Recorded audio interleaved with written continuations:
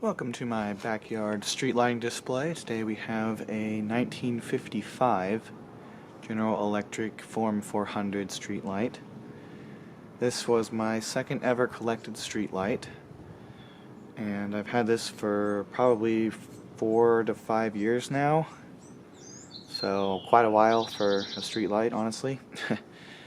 As really most of my collection happened in the last 2 years. But I made a video of this a couple of years back, probably 3 years ago maybe. This installed in my backyard tree at my old house. And I was running it on 175 watt Mercury vapor, so I figured it would be worth a video of running it on the actual 400 watt it was meant for, and giving it a little bit better overview since it's better lighting and all that stuff. Because I filmed that video kind of at night and I didn't have any uplighting on it really. It wasn't really that great, so. And it got a lot of views, so I kind of feel bad that it's not so great, but still a lot of people watched it. So here's another video of it, and yeah, so behind it, of course, is some of my other stuff. There's one of my OV25s, a 125, and an OVM. But we're focusing on this right now, so I'll open it up here.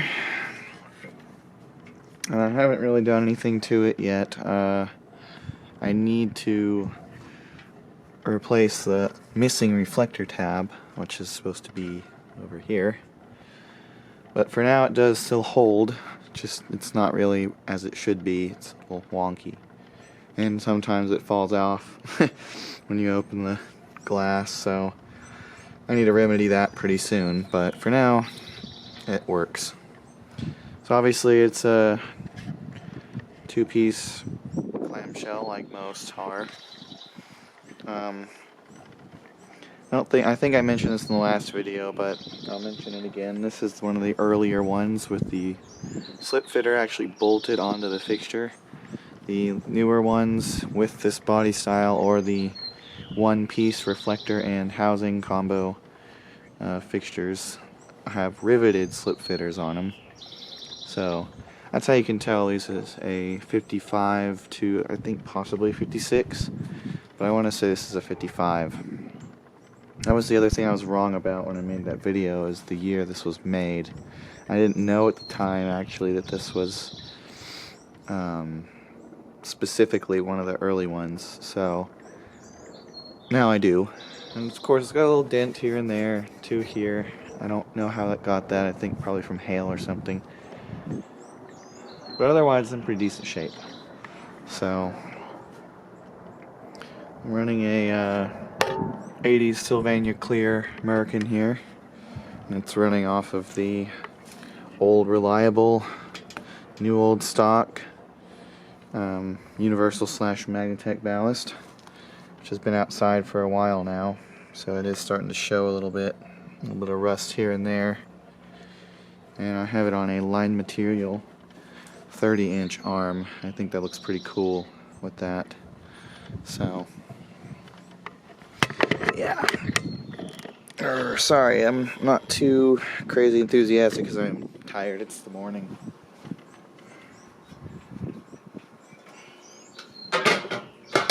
I tried making this video twice yesterday and both cameras died, so yeah. But anyways, go ahead and fire it up, even though it's got the sun on it.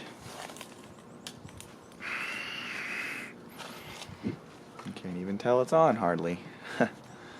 Oh well. Yesterday was actually a better day for this because it was cloudy, but I can't control the weather, so here we are. I just want to get this done before I put this thing, away again. There you go, you can see it now. But I need to make a video of my Foam 109 to kind of show y'all why, if you don't already know, why that fixture design was discontinued in favor of this. Because it's better in some ways and worse in a lot of other ways compared to these Form 400s, which GE made these from 1955 to probably about 1964 or 65, somewhere in that range, I think. because around here we used a lot of the second generation Form 400s, which, like I said, have the one-piece housing and reflector combination. So it has ribs on the housing and the entire thing is chrome, kind of. I don't know why they made the outside of it reflective, but they did. And those were actually called the Form 400C. They just had a C on the end of it for some reason. And those came out, I believe, 1959 or 58, during the time when the M400 and the power packs were around. They decided to make a new one. And yeah, they were very popular here, but because of the ballast can they always used, which is the fiberglass square one from 1962 onward, a lot of them have died and are no longer around. But yeah, so there's not too many of these left, actually.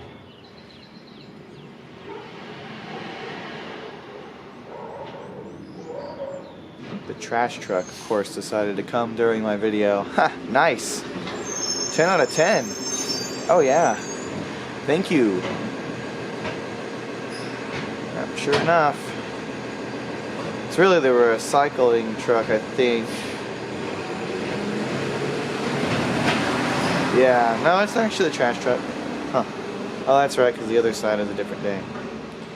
Anyways, so yeah, these used to be really common. We did have a lot of this era here, like you see in front of you, but they mostly got removed for HPS and stuff like that. For whatever reason, the ones we kept were mostly the 400C, and those have diminished greatly because of their ballast cans. This one came with a ballast can and it doesn't even work. It's a round one though, and that's the only reason I got it. I got this off Marketplace because it wasn't working. The bulb does work, but only in certain positions. The arc tube frame is the weld for it broke, so if it's not resting on the other part, then it doesn't work. It's a 1962 GE bonus line bulb, and it gets doesn't really get that bright anymore, but it still works if you put it in the right spot, so that's nice.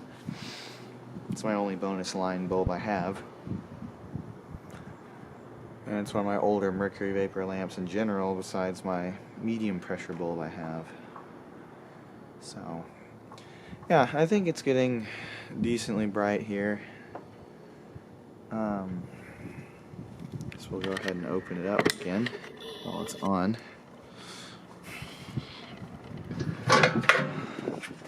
Yeah, there we go.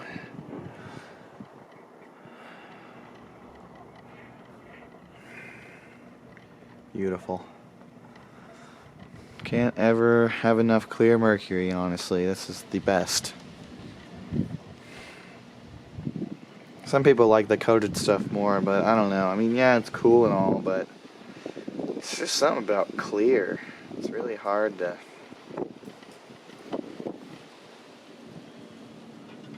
really hard to not love.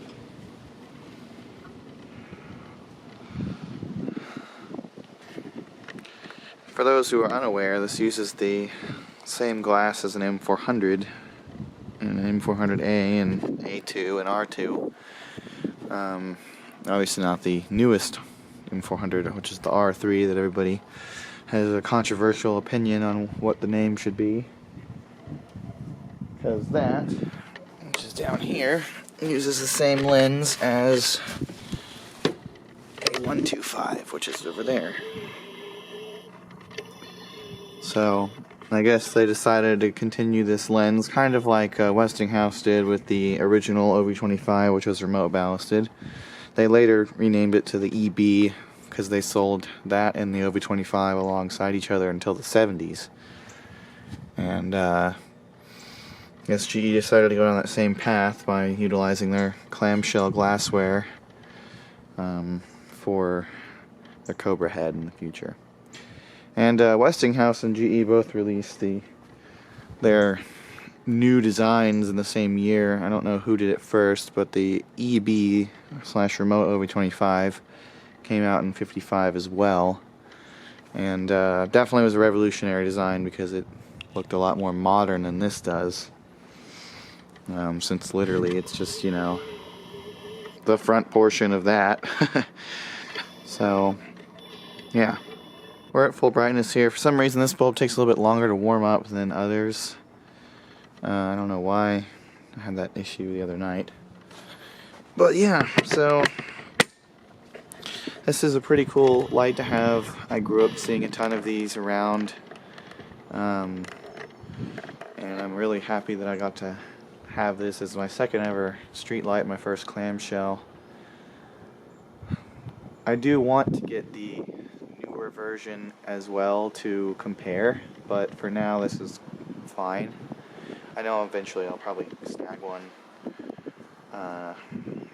because there was apparently a couple of them were at an antique store for sale, so maybe I'll get lucky and wherever on earth those came from will produce more. I don't know, but until that point this one is fine because I kind of like this version a bit more. I like the smooth housing design and everything. I like the bolted on slip fitter because I can use the reflector parts from my power packs I have to on that slip fitter, so I could make a better one if I wanted. But that's pretty much it for this video. I don't have much more to say about this one that I haven't already said. The story of how I got this, I'm not even going to bother putting in this video. If you want to know where it came from and all that stuff, you can watch the original video if you haven't already. So, I think that's pretty much it. I'll go ahead and cut it off. And thank you again for watching, and I hope you enjoyed.